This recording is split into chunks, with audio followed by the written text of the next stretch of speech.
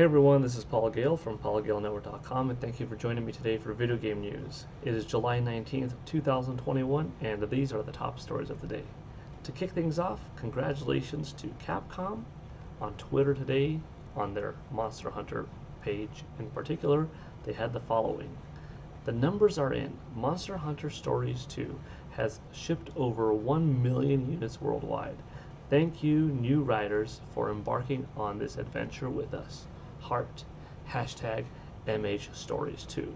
This is really cool because obviously the main Monster Hunter series has become quite the phenomenon, right? Super successful.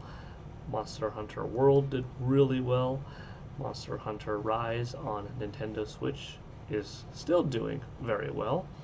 But the Monster Hunter Stories brand is, a little bit newer and not quite as successful, but the overall name, when you think Monster Hunter, is starting to mean more. It's starting to get more popular. People are more interested in what does the franchise bring, both its core games and, the offshoots, like in this case, Stories 2. So I'm pretty proud of the team. 1 million is pretty solid start. The game came out June 23rd, so this is 26 days worth of potential sales to hit 1 million. That's really nice. The last official update from Capcom, which came to us May 28th, was that Monster Hunter Rise on Nintendo Switch hit 7 million. At that point, my expectation was that sometime in the month of August, we'll probably get a new update from Capcom saying the game is now at 8 million. I don't know when, but I think before August 31st, the game will hit 8 million, which is really impressive too. Starting to slow down now, but still not bad. The game came out March 26th, for that matter, Rise that is. So if it manages to sell through 5 months, 8 million copies, really impressive. The holidays could probably carry it on a little bit more, and we'll see what's the ceiling, right? But in the meantime, once again, congratulations to Stories 2 hitting 1 million.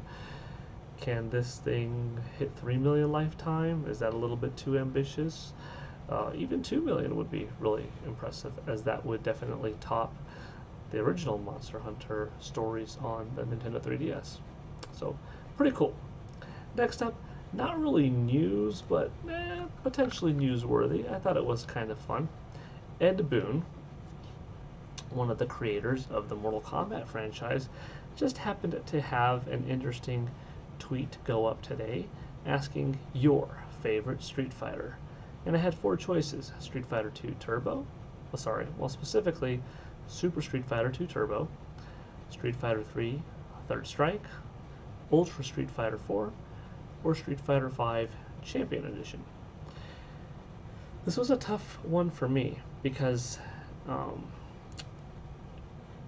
he's asking in particular one of those 4 games, although you could kind of say also from one of those 4 series worth. If it's from one of those series, probably my answer was still the same. I ended up going personally with a Super Street Fighter 2 Turbo, but I was trying to think, okay, if it's series, the 2s, the 3s, the 4s, or the 5s, which one would have been my favorite? And I still think, probably 2. Technically speaking, in almost every category, they've only gotten better. Street Fighter has only gotten better with each new iteration in most regards. Gameplay being tighter, animation being more plentiful, more characters, more voice acting, bigger, flashier super moves, endings, story modes, etc. being added. So in some regards, that's always getting better. But in other manners, such as originality, it's kind of hard to beat too. Character perfection and diversity, 2 is just so iconic. Music, I really loved that in the Street Fighter 2 series, And in the Alpha 2 series as well, Alpha 2 and Alpha 3 in particular, not so much the original Alpha, every Street Fighter character had his or her own unique designated soundtrack and unique designated stage. That kind of went away in Street Fighter 4. There were a decent amount of stages, but not a stage linked to each character necessarily. Street Fighter 5, quite a few stages. Some stages were brought back from classic Street Fighter 2, and some new stages were just kind of shared throughout characters and stuff like that, but not necessarily dedicated one-to-one. He did not put up here Alpha. If you put up the Alpha series, or particular Alpha 2, Alpha 2 is probably my overall favorite Street Fighter game. It's tough because Street Fighter 3 Third Strike is so technically sound. The parrying system is so big and vital to perfecting the gameplay of Street Fighter, but it could still be a very fun game. Third Strike, that is, if you don't have parrying down. And just the animation, the fluidity, the look of Ryu and Ken, it still holds up today, and that game came out in 1999. So I'm still really impressed. I love Street Fighter 3 Third Strike. Really good soundtrack too. Great stages. So many new characters with only 4 returning. That was a little bit of a drawback, but I also really enjoyed like the brand new, roster. So Third Strike is really high up there. But my all-time favorite Street Fighter game, I think, is Street Fighter Alpha 2. It kind of did what the original Street Fighter 2 or Super Street Fighter 2 did, which was have this really good balance of old characters from that original lineup of 17 including Akuma in Super Street Fighter 2, and then, some new characters brought from Alpha and Alpha 2, some new ones purely to Alpha 2. Awesome soundtrack, probably the best in the series next to 2 from an iconic standpoint. Stages, very memorable stages, custom combos, super moves. Not that super moves were new, but the custom combo system was. Yeah, I just love Alpha 2. But Super Street Fighter 2 Turbo, even though it plays older, it's not as fluid, not as many frames of animation. By the time you got to, and he didn't mention it, but by the time you get to Ultra Street Fighter 2, the Nintendo Switch exclusive, that to me is actually the best of the 2 series, because I like the addition of Evil Ryu and Violent Ken and Super Akuma, Shin Akuma, being in that game. And I like the switch between old school visuals of the I should say sprite era, and the modern Udon painted over artwork that was first introduced in HD Remix.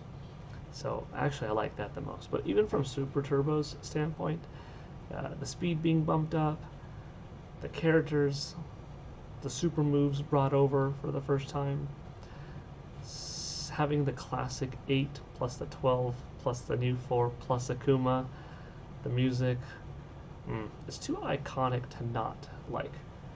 And don't get me wrong, Street Fighter 4 also fantastic, because, personal bias aside, Street Fighter 4 is a great game, and it was a long time in coming, and I helped launch that game way back at oneup.com because I knew of its existence before it was officially announced. So I remember when that day came, I had everything prepared to go, launched it along with Capcom and 1UP, and that was a really awesome time.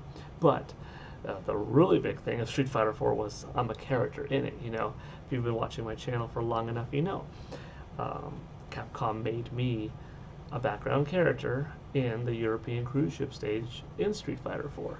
So in addition to waiting a long time from the last Street Fighter game, Street Fighter Alpha 3, to Street Fighter Third Strike, that time frame, to Street Fighter 4, in addition to waiting that long, being made into a character, fantastic.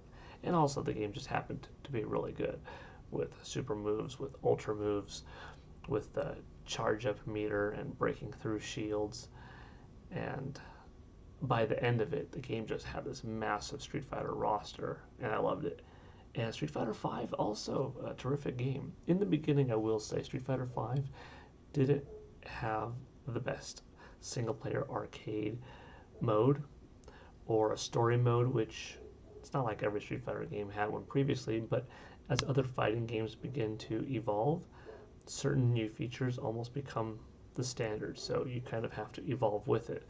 No one's criticizing Street Fighter 2 not having this grand story mode from back in the day, but by the time Street Fighter 5 came out, they're like, you're kind of starting to expect it, like from Super Smash Bros. Brawl with the Subspace Emissary, and DC Universe versus Mortal Kombat, Injustice 2, Mortal Kombat X, and yeah, Street Fighter V could have used it. It did get it later on for free in an update. That was nice.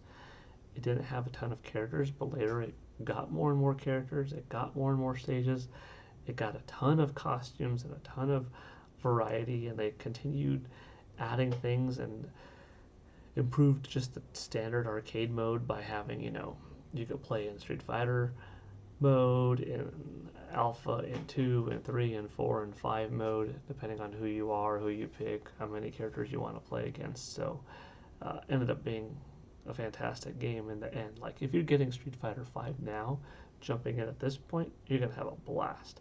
I still liked it at launch back in February 2016, but it's definitely a much better game now, 5.5 years later. So yeah, I'm spending a long time on this, ironically. It's kind of a short news day, but Ed Boon, someone that I respect from another franchise, like I said, co-creator of Mortal Kombat, just asking this on Twitter today, and it was kind of funny because is he just curious? Is he hinting at something? Is there something that he just personally wants to know? Having fun with his fans? Could be just all innocent, but still kind of fun. And then it made me really think before answering, because each of these 4 games is terrific. And like I said, even if you open it up, each of these 4 games category to what they belong to, per section of the series, is just terrific. No complaints. And it's pretty, even. I mean, not even. There is a clear winner so far. There's still like 20 hours left as of this recording. There's a clear winner so far, but it's not like something has 70% and then the other 3 make up, the last 30. Street Fighter V, I think I could understand why it's last, because it was probably the weakest one out of the gate. But actually, no, because you're not asking as a series. He's asking particular game. And Street Fighter V, Champion Edition, at that point, it got to, the pinnacle of Street Fighter V. So if it was just, 2, 3, 4, and 5, I would say maybe 5 was the weakest. Although then again, the first Street Fighter 3, you could say that one had a very, bare roster and not that many features. So maybe that would be the weakest. I don't know. But yeah, 5 Champion should probably be higher, but one of the problems with it, I think, is that it was tied to PlayStation 4, so that definitely limited how many people at max could play it. If you only had an Xbox, you couldn't play it. If you only had a Wii U, couldn't play it. 3DS wasn't available on it. Nintendo Switch, not available on it. Xbox Series X won't become available on it. Just PS4, and then now with backwards compatibility, PS5. So, you have a little bit of a fractured audience there. I don't think Capcom should do that again, by the way. I've said this before, but Street Fighter is a series that really benefits most from being available to as many people as possible. So when Capcom eventually busts out Street Fighter 6, hopefully it's, on Xbox Series X, PlayStation 5, Nintendo Switch, in arcades, on PC. I want to see that happen. But anyways, this was a long talk just on this. We only have one more thing to talk about today, so that was kind of fun to throw in there. Last but not least, like I said, a little bit of it got cut off, so I scrolled up. Nintendo today. This is Nintendo Co. Ltd. Nintendo of Japan, on their Twitter said the following. A news report on July 15th, 2021, JST, claimed that the profit margin of the Nintendo Switch OLED model would increase compared to the Nintendo Switch. To ensure correct understanding among our investors and customers, we want to make clear that the claim is incorrect. And then the following. We also want to clarify that we just announced that Nintendo Switch OLED model will launch in October 2021 and have no plans for launching any other model at this time. This is definitely rare for Nintendo to come out here on Twitter in a public way and comment on speculation from what's obviously Bloomberg's article from that previous week, from July 15th, just 4 days ago.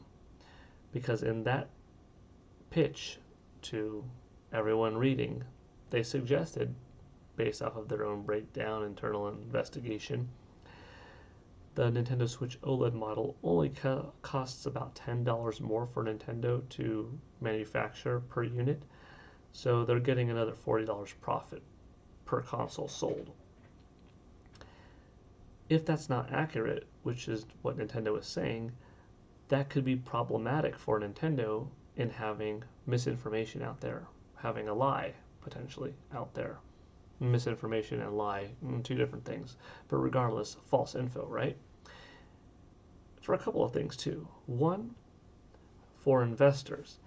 If investors are seeing that, we anticipate this many Nintendo Switch OLED models to sell, Nintendo's making a whopping $40 more per console, wow, this is how much money we're invested in Nintendo, and these are our reasons of holding onto the company's stock short-term or long-term, and this is how much we are currently buying in order to keep good faith in Nintendo going further and see the stock market go higher for them, their valuation.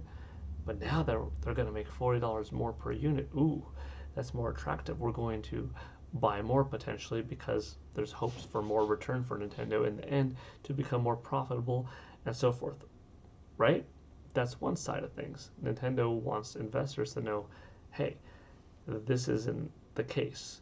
So steer clear of buying into false hype and then being disappointed when you find out that no, this is not the case. Nintendo did this a long time ago, well, about 5 years ago now. If you remember when Pokemon Go came out, Nintendo stock was soaring. And that's because there was some misinformation out there that people thought, well, Nintendo owns 100% of Pokemon, so Nintendo's going to be making bank off of Pokemon Go because 500 million, 600 million, 700 million people are downloading this. People are spending $20, $30 a day every day just downloading stuff. People are out in the streets, it's going crazy. Nintendo's going to be making, billions of dollars. And Nintendo came out and said, just to let you know, this is how things get divided up. You've got Pokemon Company and Niantic, and you have different development partners that are creating the game. Does Nintendo own Pokemon Company? Kind of a portion of it. That's another video, but to kind of break it down, Pokemon Company is made up of three parties primarily: Nintendo, Game Freak, and Creatures Inc. Creatures Inc. is a subsidiary of Nintendo, so Nintendo has about half stake in Creatures Inc. Game Freak is comparable to a second party of sorts to Nintendo, in which Nintendo owns 50% in. Nintendo owns a third of Pokemon Company. Game Freak owns a third of Pokemon Company. Creatures Inc. owns a third of the Pokemon Company. By Nintendo owning a half of each of those companies, Nintendo owning their third stake, more or less, it's not quite this, but Nintendo approximately has 66.6% overall control in the grand scheme of Pokemon and what happens to it. But it's not quite as easy as that because the percentage changes And based on the category, it changes, like Pokemon character names, their looks, models, what can be done with the franchise. That's why you see some funny territory when it comes to certain amiibo usages of Pokemon, and how sometimes a Pokemon won't have the same visual appearance in a game. And this could be something like a Yoshi's Woolly World, for instance, where other amiibo will turn the Yoshi into that character, but the Pokemon one won't. Or in Super Mario Maker, you know, what do all of the amiibo do versus what do the Pokemon amiibo do, and all of them. And yeah, it gets big, it gets wild, but long story short, which I already did the long story, but get down to the gist of it, Nintendo needed to make clear so they wouldn't have some giant bounce back, and they did have a little bit of a bounce back as people sold off, to let people know, hey, if you are just purely buying Nintendo stock right now, going crazy on it because you're expecting us to make just billions and really up our value more than ever before because of Pokemon Go, whoa, whoa, whoa, hold the brakes. That's not quite the case. And that's what they're doing right now. They're being safe, yet again, saying, hey, a report came out, and investors are going to be like, hey, Nintendo's probably going to sell like 17 million Nintendo Switch OLED models in its first 6 months or something like that, right? It's going to be big. And 17 million, this is how much we know Nintendo internally makes roughly. If investors, I'm an investor as well, but higher end investors that have tens of millions of dollars in Nintendo stock, this is how much we're expecting. $40 extra per. Oh, it's going to help out. Bloomberg is a respected source. It's a big website. A lot of people comment back on it. You saw a lot of people reporting, different websites and so forth. The word gets out fast. Nintendo kind of needs to nip that, and that's what they did. So that's why I think it's kind of an important thing that some people don't realize, like how much goes on behind the scenes and why Nintendo came out on this, because Nintendo isn't really vocal on Twitter and social media. Yes, they put things out, but then they don't really have a whole lot of conversation per item afterwards, and commenting on speculation and stuff doesn't really happen ever, So there's that. And then there's also to the fans, because if fans see, and fans, to be honest, really blow things out of proportion most of the time. If a fan hears, so you're telling me that Nintendo's only spending $10 more on this model and they're charging 40, like, could they just charge 15 and be happy with another 5? They got to be greedy and try to make 40 off of me? Like, ugh, that's gross. That's a nasty tactic. Fans, and then that's a calm way of looking at it, forget about the vulgar commentary that a lot of fans are known for having, and they're just going to be toxic and spew hate at Nintendo and stuff like that because of this, without understanding, like, that's not quite the way it works. I mean, Nintendo is a pretty reasonable company when it comes to how much they give. Look at how much they charged for Mario Kart 8 DLC. Look at how much they gave, free in terms of content in various games over the years and updates. Look how much Splatoon got. Look how much Splatoon 2 got. You can look at Super Smash Brothers and think it's pretty reasonably priced, whether you're, buying characters by a pack or buying a character and getting so much music and a stage and stuff like that, and Mii costumes affordable. There are a lot of companies that charge a lot more, and I think Nintendo's pretty reasonable, pretty fair with their prices. Not to say that every decision that they make is super consumer friendly. Could they have found a way how to transfer over your Wii and Wii U digital purchases onto Nintendo Switch on an eShop? Yeah, probably, but hey,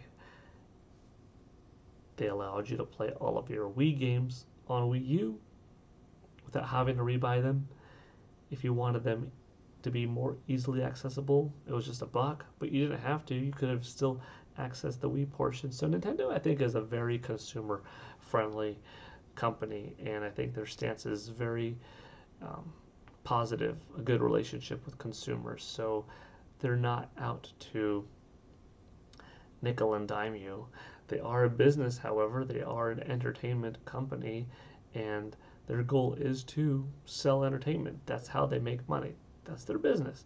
I can say, though, personally, I have befriended many Nintendo people over the last 20 plus years, and personally speaking, a lot of good men and women, a lot of kind, passionate men and women love their job, love what they do, love designing the games, translating the games, composing music for the games, voice acting for them. So I know enough people, and I've personally known presidents and vice presidents at Nintendo, still do, former, current, and none of them have ever been anything but nice, and I get the sense, I feel that they are legit and good people. Does every single company have every single one of its members being this outstanding citizen and stuff? No, nobody's perfect, but Nintendo, by and large, it truly is made up of a fantastic group of people. At least all of the ones that I have met, and I've met hundreds over the years, are really good. So, but not many people know that. Not everybody knows that. People love Nintendo. They love the brand. They see Mr. Iwata, Mr. Miyamoto, Reggie, Charles Martinet. Maybe they have a couple of other names that they recognize. Oh, Eiji Aonuma, Koji Kondo, and then they slowly start to, not know who else is there and who are just the regular folks without the powerful names that just work there that are awesome. And there's so many people that I don't know too, of course. So I can't speak of like everybody at the company being absolutely fantastic, but everyone I know is great. And that's honest truth. But anyways, deviating a little bit, Nintendo doesn't want to have this information out there and the consumer think they're being greedy. Now, is a screen that goes from a 6.2-inch LCD to a 7-inch OLED, increased speaker clarity,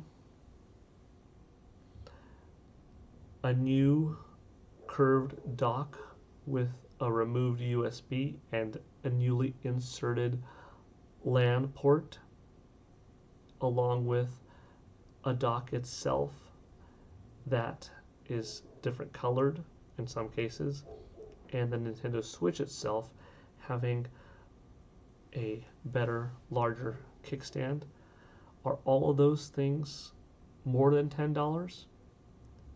Probably, Going from a smaller screen to a bigger screen, from LCD to OLED, bigger kickstand, a new dock, new color in the case of the white one, curved, that's a different print, LAN port instead of USB. LAN potentially offers, truly a much faster connection than USB with a LAN adapter in it, and a bigger kickstand. Very well probably costs more than 10. Now, is it like 45 and Nintendo's only making $5, more out of that $50 increase? No, probably not. It could be $17, it could be $27, and maybe Nintendo's making 27 or 23 extra profit per Switch. Then again, with every console, the further you get into its life, the more affordable it becomes to make. I guarantee you that Nintendo is making, in general, more off of the Nintendo Switch per unit sold now than they did back in 2017, because parts get more affordable. But with COVID, with so much going around in the world, I wouldn't be surprised if things aren't as low as consumers think they are necessarily. And one more thing to talk about, to Nintendo's credit on being a solid company in their stance and being consumer friendly. If you remember, Nintendo Switch was selling out so quickly And Nintendo just couldn't get enough out on stores back in March, April of 2017 that they were actually rushing extra Nintendo Switch units to come overseas, to come to North America, instead of taking longer, taking a couple of weeks to come by ship, air delivering them, which cost more per unit because it's more per weight to take up more space, more pounds on cargo planes to head over here. That was actually losing a little bit of extra profit per model just to get them out there in the stores because the demand was so high. And sometimes you hear people saying, oh, they're artificially causing a supply and demand thing. They have more, they just don't want them out there and stuff like that. Like, do companies ever have some type of tactic where they hold a little bit from a strategic standpoint to build up hype and sell it? Yes, I'm sure that that exists, but does Nintendo truly release what they make? Yeah, they want as many as they can out there. And I've talked to various people at Nintendo before and they have said, everything we make, we sell. Sometimes there might not be enough that can be made. There's not this grand scheme of this giant artificial shortage that's being manufactured out there and stuff like that. That's not the narrative. That's not the reality. So Nintendo definitely wanted to put investors and fans at ease, and I think it's good that they did that. And we didn't even really get into a discussion yet for this next part. Them wanting to clarify that they just announced the OLED model and that they'd have no other plans of launching another model at this time. That could be, once again, to not have investors look forward to a surprise other announcement, not to have fans uncertain of whether they should buy a system or wait. If they want to wait, fine, but if they're waiting with the hopes of another system coming in another month or 2 months, and then just, why didn't I wait? That's not going to happen either. And it could just be a, hey, the site, without saying Bloomberg, that has been recently dropping these things isn't accurate with our news. They wanted to make these two associated with each other because everyone knows, if you're one of the few million people on the internet that's reading all this stuff, that's passionate, coming to Video Game News with PaulGaleNetwork.com every day, and other sites and YouTube channels and stuff, you want to be in the know, and Nintendo wants you to know accurate information. And they want to say, basically, without calling out Bloomberg, that, hey, they're not right. Which makes you wonder, okay, the next thing that Bloomberg has to say, are they right about that too? Or are they kind of not batting so well? And that's going to put in some doubt.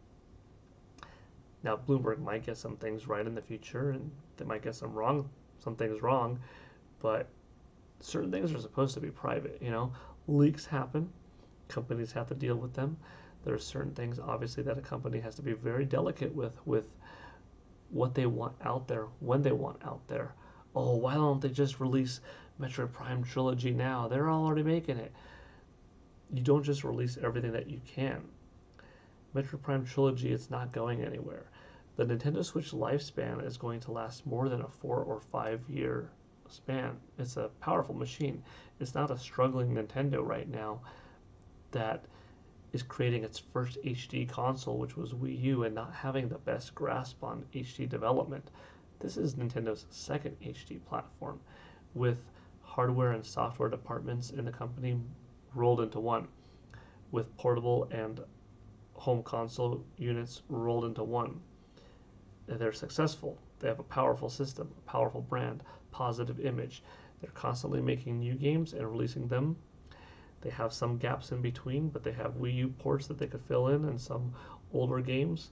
They have a different flow with Nintendo Switch Online that some people like and some people wish eShop would come back. And then they have, ports that they could throw in there. And in the hopes of Metroid Prime 4 being big, you've got Dread coming out, then they'll drop Trilogy, and then they'll drop Metroid Prime 4.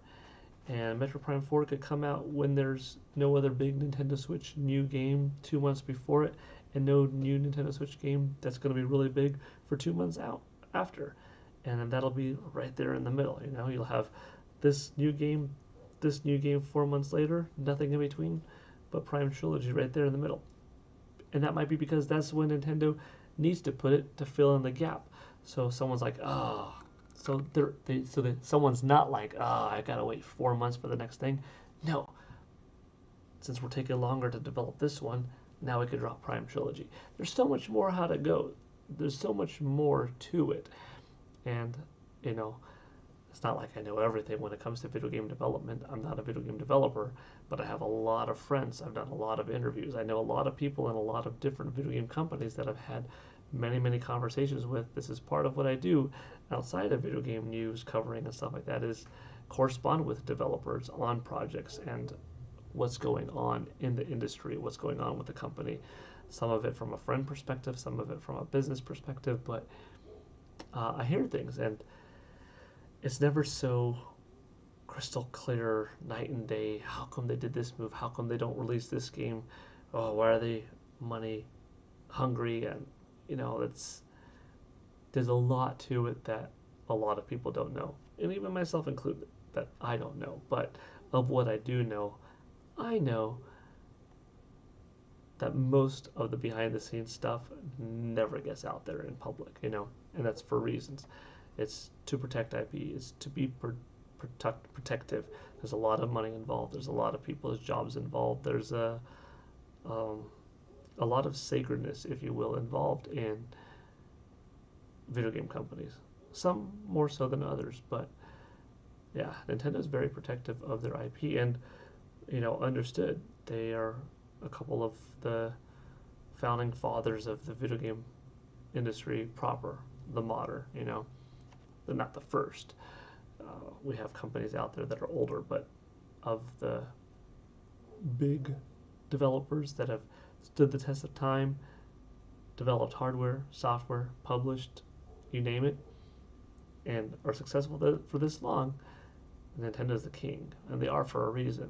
They do it this way. Not everyone understands it. There's this division between Japan and America and Canada and Europe and stuff like that. They work together, yet apart. It's very different. Even with Pokemon, it's different. Why do you think it was such a big deal when Nintendo invited Illumination over and to finally create a new Mario movie? There's a lot of trust involved. There's a lot of respect and a lot of behind the scenes involved in video game development and in companies in general.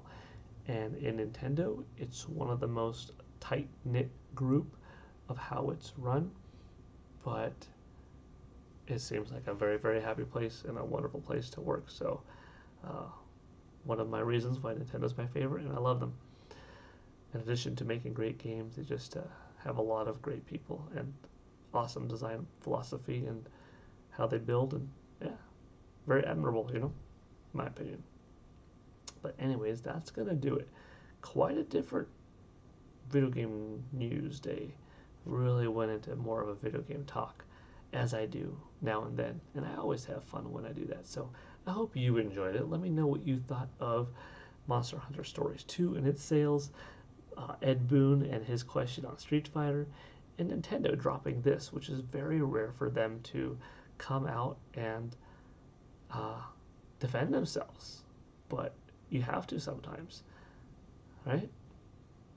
I know why. There might be some more to it that I don't know. Now, I will also say this. I'll say this. Nintendo has said in the past, a few different times, no other model is coming at this time. Nintendo doesn't comment on rumors and speculation, but at this time, I could say there is no other DS, 3DS, Nintendo Switch unit in development. And then literally sometimes the next day, a week later, a couple of weeks later, something happens. That happens. This time, I don't think there's going to be something announced within the next day, week, or few months. Is Nintendo developing something else behind the scenes? I could almost guarantee it, you know. I truly think that a Nintendo Switch Plus, of some sort, or potentially the Nintendo Switch 2 is being developed. We know that as soon as hardware drops from Nintendo, instantly they begin looking forward to the next console, whether it's Super Nintendo, Nintendo 64, GameCube, Wii U, Nintendo Switch. Instantly, things are starting to grow, and it takes a few years of research and development to figure out just what's that gonna be, what's gonna be the next big thing, what's their next console. You have a more successful system, you want to keep the ball rolling before people start to phase out and lose interest in it. But you also don't want to, prematurely release something new and minimize the potential success of said successful device. And you also have to see what the competition is doing when they're coming out. Anyone that says Nintendo doesn't care about what the competition is doing is not accurate. Nintendo does care. They march to the beat of their own drum, but they do care what's Xbox doing, what PlayStation is doing. Guarantee you, they do care what Valve is doing. They'll never say they're competing directly with Sony, Microsoft, or Steam Deck, but Steam Deck is a competitor. As different as the, Intellivision Amico is then from the Nintendo Switch, it is a competitor. Everything is. Everything is trying to pull you to their platform for their hours of entertainment. Nintendo Switch competes with Netflix. They compete with YouTube. They compete with AMC theaters. They compete with Disneyland. Sounds kind of silly? No, they compete with the comic book shop. Well, the comic book manufacturer, everything where you could put your money and you could put your time to is competition to everyone else. Directly, indirectly, oranges to oranges or apples to apples, still fruit, right? And Nintendo likes to make its fans happy, but they're also a business and they have to make money, and this is how they make money. And I think the money we give them is worth it. If you don't like all the games, don't have to buy all the games. But if you are overall a fan that's interested in gaming and want to be a part of a cool ecosystem and a cool company, Nintendo's great, as it's got movies on the horizon, theme park on the horizon, plenty of games available, lots of nostalgia in the past, t-shirts, you've got shoes and brands, and teaming up with, Legos and ice cream stores and frozen yogurt shops and sandals and everything. So it's big. Very few people do I know not like Nintendo. It's always really weird. Like, why don't you like anyone really? But hey, everyone's different. It's all good. Personally, I love Big N. All right, that's gonna do it now. Let me know what you thought of today's comments, today's topics. This has been a really fun discussion for me personally. Love it. Have a good one, everyone. Thanks for watching. This is Paul Gale from PaulGaleNetwork.com signing out. Hope you all have a good rest of your day, and I'll see you next time. Take it easy. Bye.